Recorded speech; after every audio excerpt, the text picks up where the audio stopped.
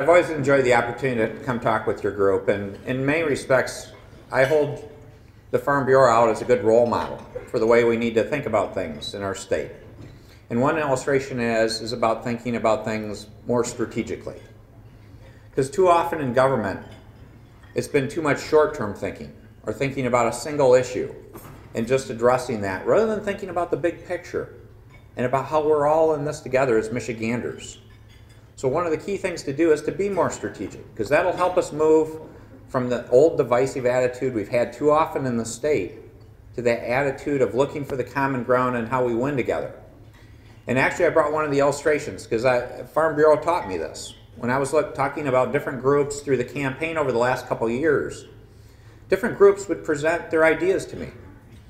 And I have to tell you, Farm Bureau did the finest job.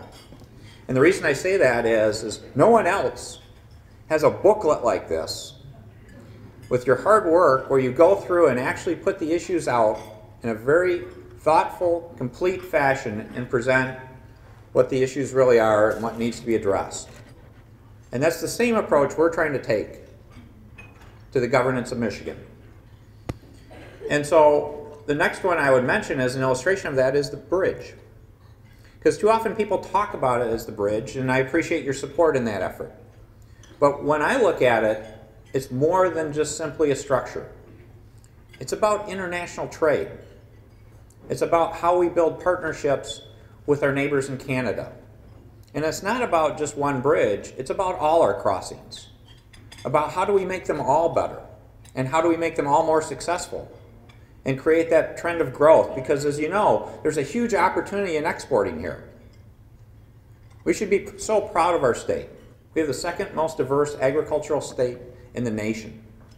And one thing we can really do is grow things and sell things. And the more opportunities in international trade we have, the better. So it's a great opportunity. And we're going to be working hard on that. So I really appreciate your support on this particular project, because it is a fundamental piece for that long-term strategy on international trade. Also, I want to say thank you, because we are making good progress on a number of pieces of legislation. In the State of the State address, I was proud to talk about our ag community, because you supported us during many tough years in terms of being one of our true success stories. And we're pushing ahead on a number of pieces of legislation. Not only that, we have a great department that I'm very proud of. We have Keith Cray here, our head, and other people from the department. I think we have a great opportunity. And in fact, we think of it beyond just the Department of Agriculture. And that's why we added the concept of rural development. Because we think there is more opportunity for good economic growth and success and prosperity in those areas. But in terms of the legislative side, Wayne mentioned it's exciting, the progress on MAEAP, that the bills hopefully will be passed today. Because one thing I'm looking forward to is I've talked a lot so far, but I'm hoping to get some action here and sign some bills. And the way it's looking, I'm hoping MAEAP will be the first one. So let's keep our fingers crossed that's going to work out.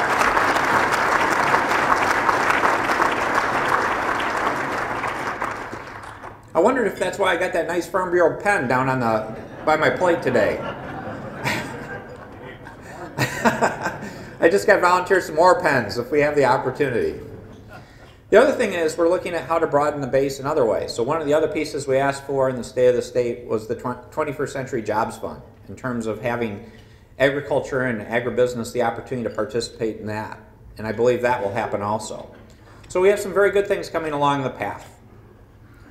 Last Thursday, though, I talked about another big topic: budget and tax reform. How many people here think we have a broken budget and tax system in our state? Raise your hands. Okay, that was an easy vote. We could have done a voice vote on that one. We have a broken system. And it comes back to that point about thinking strategically instead of thinking the old-fashioned way about what's just the short-term answer. So when we approached last Thursday, the way I looked at it, it wasn't just talking about simply balancing a budget. It wasn't about just cash in, cash out. It was a chance, an opportunity to say it's time to really be fiscally responsible. To say, Let's look at what we need to do to build for Michigan's future, to create a new foundation for the reinvention of Michigan, more than simply saying it's about this provision or that provision. Let's put in a total solution that can work for the long term.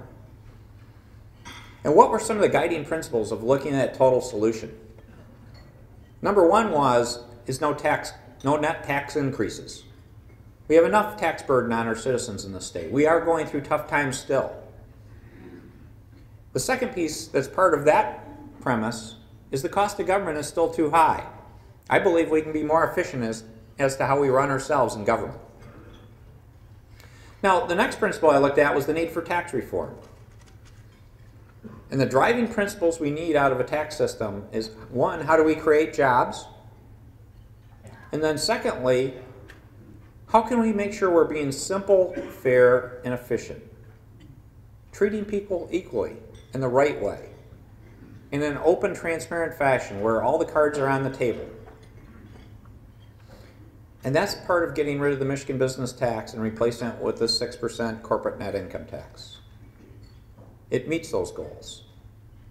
Because the issue here for Michigan's future is about growing our economy. It's not about cutting ourselves to prosperity, but creating a foundation for long-term success. And when I looked at that, I looked at it through the lens of my kids. I've got kids coming up. The youngest is a 9th grader, so in 7 years she's going to be out looking for a job. How do we create an environment where she has opportunity? Because right now, my oldest child is 22. And fortunately, he's been fortunate to find part-time work. He's out of college. So we need to build for that future. The other thing, though, that really comes up about that is not just the 6% tax on the regular corporations, because most businesses are not regular corporations. They're sole proprietorships, they're partnerships, they're limited liability companies. We literally had a double tax system. Most people don't realize when they hear about business tax that the people that had those businesses were paying the regular income tax along with the rest of us. They're paying that 4 and some % on that income just as we're paying income tax on our money. But in addition, they were paying up to 6% more. They were paying over 10% in some cases. That wasn't fair. And that was killing jobs. So let's clean it up. Let's do it the right way. Create that environment for the future. The next item was budget reform. And that's an exciting one. When you look at it, in Lansing, we'd build a system that was largely based on spending money. It was largely there in Lansing. If you talked about this item or that item, it wouldn't be talking about what results we were getting. People would always talk about this is how much funding it's got to have. How much funding something has isn't the question that should be on the table every time that topic comes up. The topic that needs to come before you talk about funding anything is what are the results or outcomes that make a difference in real people's lives.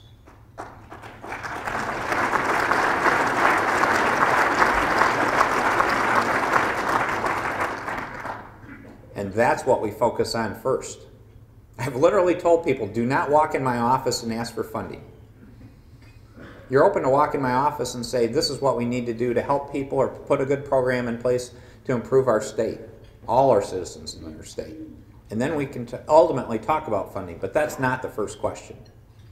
So we need to get to value for money government, about showing real value for real people.